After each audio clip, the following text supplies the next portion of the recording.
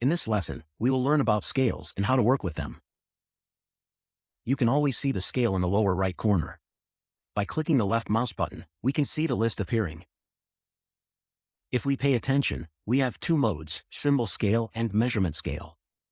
These values for symbol scale and measurement scale will adjust to the selected scale when you change this value. Let's draw two circles with a common point and a radius of 100 units in model space.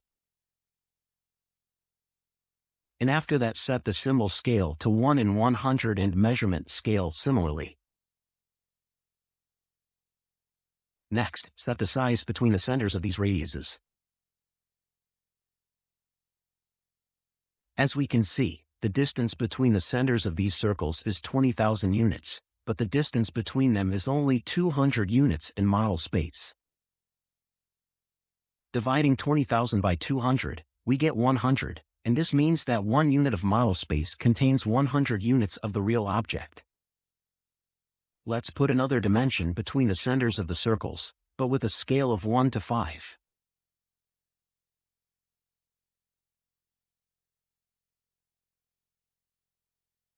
Next, let's pay attention to the size of the text that is displayed in the text group.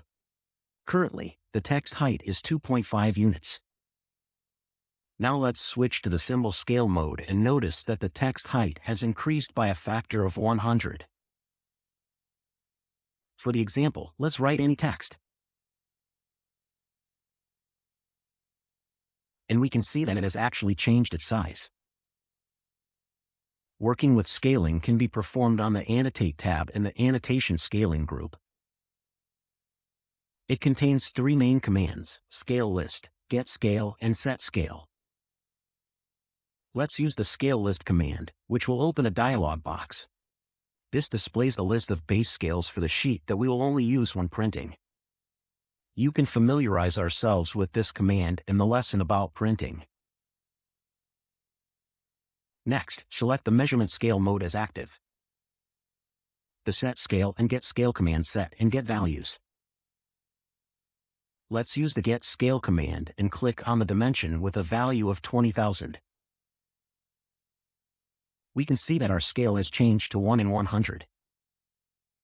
Now let's use the set scale command and click on the size with a scale of 1 to 5.